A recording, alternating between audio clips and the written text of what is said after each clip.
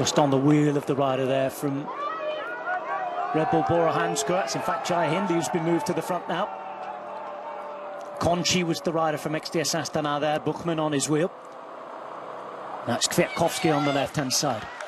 Green jersey for the day has been dropped. That's Pepijn Rendering, who's third in that classification, wearing it on behalf of Jasper Philipsen.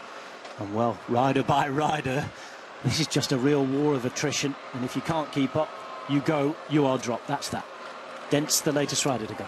Yes, well, they're peeling off quickly here, and it's going to be a question of, when we get into the important part, how many is going to be left in this climb.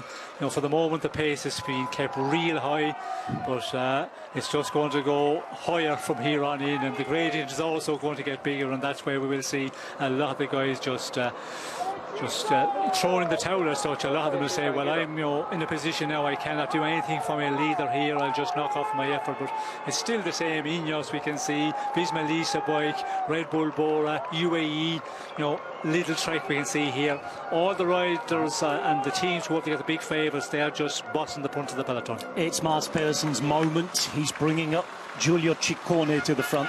You could just see it. If your rider is finished, the rider's looking after you, you very quickly can find yourself 3, 4, 5 spaces down. And Ben O'Connor there, as soon as the rider was working for him peeled off, he's had to try and find his way to the front. This is why teammates are so important in this game.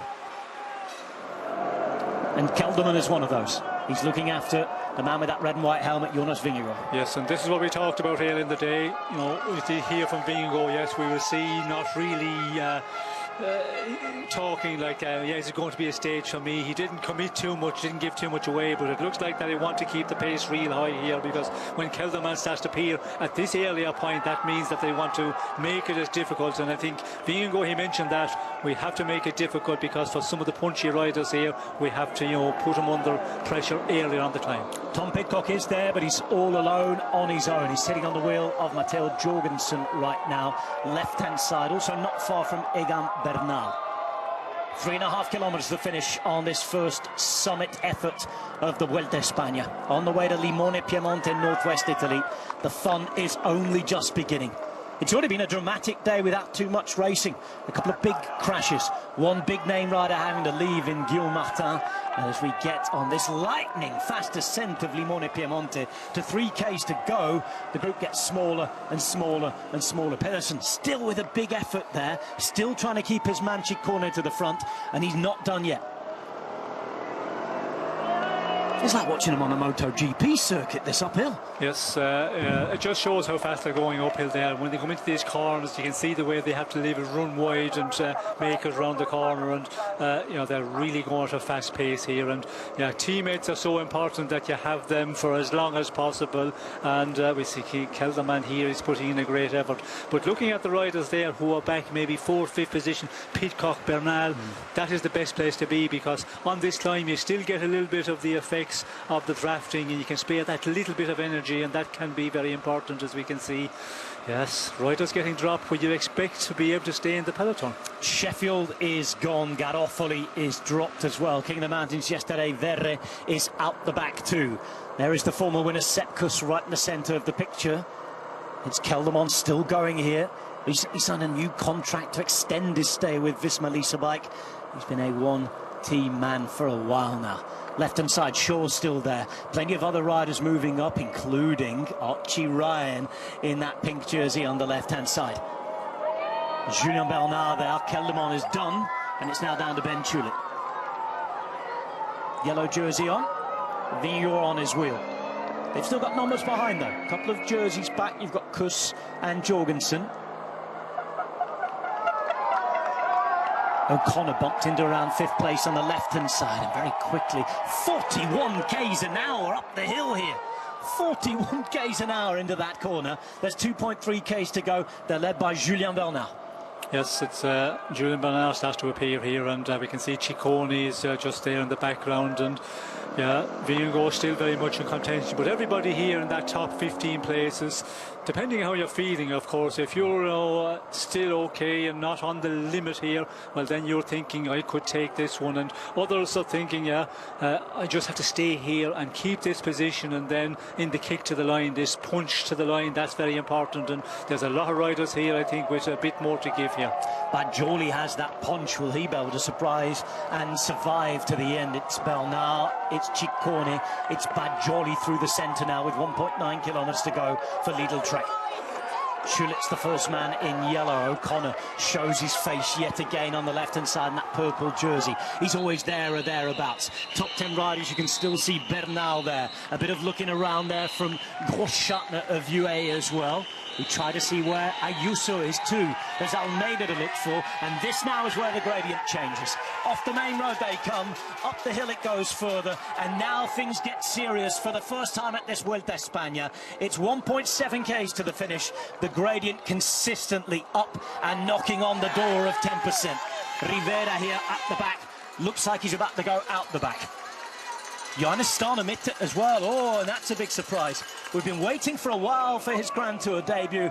He is dropped on the first climb, 1.5 k's to go. Yes, and Dunbar also we see starting to lose contact there. But those are riders who are thinking maybe, I'm not going to get anything out of holding on here and trying to stay up in the general classification. There's many more opportunities days to come to get stages. And we can see here, for the moment, it's Lidl-Trek who are controlling. But 1.4 to go. We still have a very big group here of riders. And yeah, it's going to be an interesting. We can see Almeida just trying to move up there on the left-hand side. We did see one of his teammates looking around there a moment ago, and this is being controlled by Lidl-Trek for the moment. Spotted Ricky Tello on the right-hand side as well for IPT. It is Bajoli to take it up for Ciccone. 1.4 k's to go.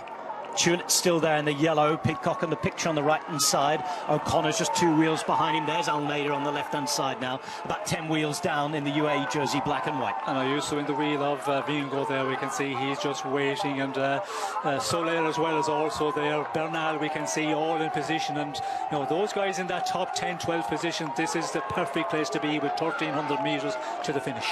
Big Nick Poster now with a couple of riders moving up on the left-hand side as well, looking to try and maybe take an advantage or an opportunity that could present itself. It's still lightning fast up the hill here, going into the final kilometre of the opening summit finish of the Vuelta. There's plenty of them. There are opportunities at plenty. 10 mountaintop finishes at this race, and this is just the first. Under the kite they now come. It's all to fight for. It's a gigantic group, this one. At least 30, possibly 40 riders now. The cream of the crop right up the top.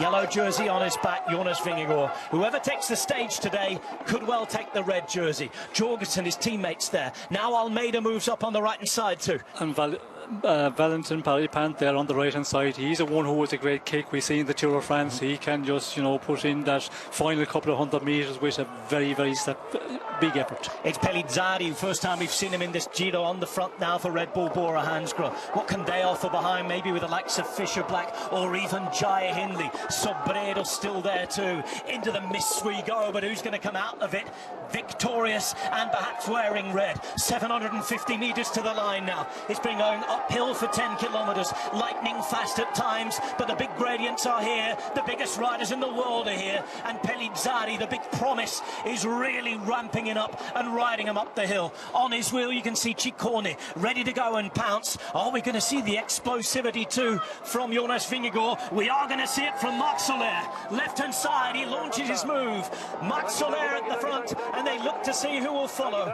UAE using their cards well, and now it's Kuss trying to respond. Yes, well, this is an interesting one. Who's going to respond? And it's Kuss who responds here, and the rest we can see they're just getting on the wheel here. And yeah, this is going to be a one where it's going to be a long way to the line. And now Vingegaard around the corner there, starting to sprint. He's into the wheel of Kuss. Kuss has done the job to bring this one back, but Pidcock's still in the game. Ayuso through the centre. The left-hand side, Gal moves up. Gaudu is present and correct, and now it's Pidcock. Pidcock left-hand side, launching on the wheel of Felix Gal. Felix Gal still at the front. Now Ciccone. Bernal's there as well. They're all coming to the line. It's a sprint between GC riders, but look at Ciccone. Ciccone, he's at the front. He's still at the front. He's pulling away. It's up the hill. Vingegaard behind him. Does he have anything to get around? It doesn't look like it.